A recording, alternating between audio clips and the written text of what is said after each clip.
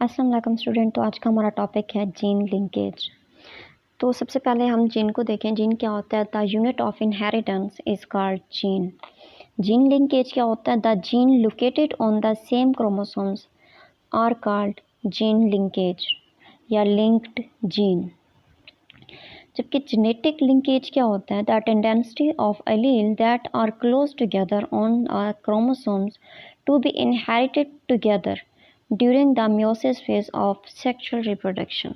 ठीक है, sexual meiosis के फेज मियोसिस के अंदर एक फेज़ होता है सेक्सुअल रिप्रोडक्शन। तो उसके दौरान अलील तो आपको पता है एक ही क्रोमोसोम्स के ऊपर पाए जाते हैं। और क्या होते हैं, जब इनके ट्रेड्स यानी कि इनके करैक्टर पेरेंट से ऑफ स्प्रिंग में ट्रांसफ़र होते हैं तो वो कौन सा फेज़ होता है?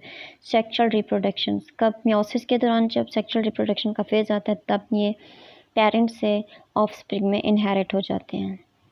लिंकेज की बात करें तो लिंकेज में क्या होता है कि the phenomena of sting together of all the gene of a chromosomes के ऊपर तमाम के तमाम जीन एक ही साथ स्टिंग करें तो वो क्या होता है? लिंकेज कहलाता है।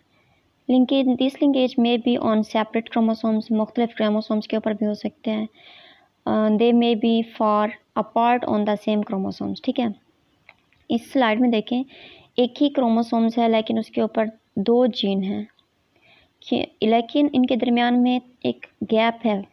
ठीक है, तो ये क्या होते हैं? अनलिंक्ड होते हैं। ठीक है, इसमें देखें दो डिफरेंट क्रोमोसोम्स हैं और हर क्रोमोसोम्स के ऊपर डिफरेंट पोजीशन के ऊपर जीन जो होते हैं ना लोकेट है, तो ये भी अनलिंक्ड है। इसमें देखें एक ही क्रोमोसोम्स है और जीन क्या होते हैं? सीक्वेंस में है, एक के बाद दूसरा आया हुआ है, तो ये क्या होते हैं? एक दूसरे के साथ लिंक्ड हैं। तो ये हमारा जीन लिंकेज है।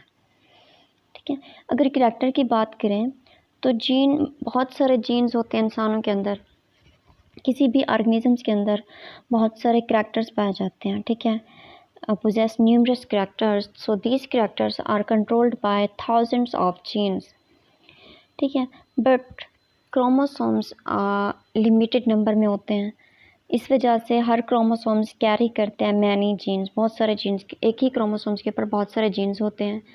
तो जीन्स जो उतना प्रेजेंट होते हैं सेम ही क्रोमोसोम्स पर और लिंक्ड होते हैं एक दूसरे के साथ। ठीक है, तो ये क्या करते हैं? एक ही मल्टीपल जीन होते हैं लोकेट जो कि सेम क्रोमोसोम्स के ऊपर होते हैं। ये ट्रेड्स को शो कराते हैं। वो ट्रेड्स क्या होते हैं? डोमिनेंट भी हो सकते हैं, रिसेसिव भी हो सकते हैं और हेटेरोजाइगस भी हो सकते हैं। और ये लीड करते हैं तो difference in progeny, phenotypic ratio in progeny. ठीक है, कि अगर हम देखें लॉ ऑफ इंडिपेंडेंट असॉर्टमेंट में तो हमें डिफरेंट जो ना रेशियो मिली थी as compared to law of segregation. ठीक है, तो ये कंट्रोल करते हैं टू और मोर डिज़ायर्ड ट्रेड्स को भी। इसके अलावा अगर हम इनकी टाइप्स देखें तो दो तरह की टाइप्स होती हैं, कंप्लीट लिंकेज और क्या है? Incomplete linkage. कंप्लीट लिंकेज में क्या होता है?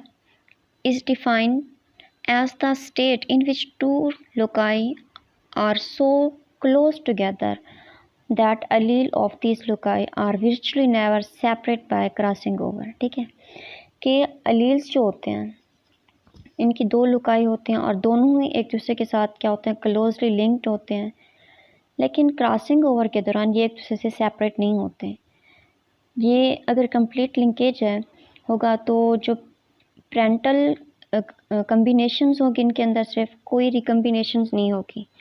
अगर इनकम्प्लीट को देखें तो gene present on the same chromosomes have tendency to separate due to crossing over. Crossing over की वजह से जो क्रोमोसोम्स होते हैं, क्रोमोसोम्स एक ही क्रोमोसोम्स पे पर जीन्स पाए जाते हैं वो क्या होते हैं? सेपरेट हो जाते हैं एक दूसरे से, और ये प्रोड्यूस करते हैं रिकम्बिनेंट प्रोजनी को पेरेंटल टाइप्स की।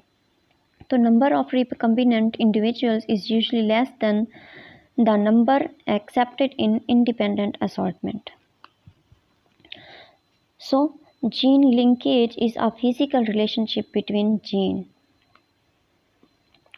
The numbers of gene linkage group are equal to the number of homologous pair of chromosomes.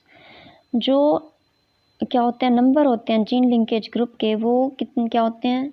Equal होते हैं होमोलोगस किसी भी क्रोमोसोम्स के होमोलोगस पेयर के बराबर होते हैं। तो मैन अगर ह्यूमंस की बात करें तो ह्यूमन में 23 लिंकेज ग्रुप होते हैं, जैसे कि कलर ब्लाइंडनेस के जीन्स हो गया, हीमोफीलिया के हो गए, गट्स के हो गए। तो इनमें क्या होता है, जो लिंकेज ग्रुप होता है ह्यूमन में वो एक्स क्रोमोसोम्स के ऊपर होता है।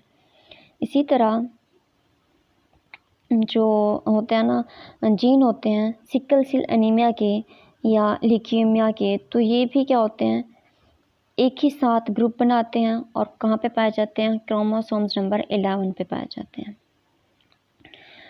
जो इंडिपेंडेंट असॉर्टमेंट है, मेंडल का लॉ है, वो इस जीन लिंकेज को क्या करता है, अवे नहीं करता, क्योंकि gene linkage can not assort independently during meiosis.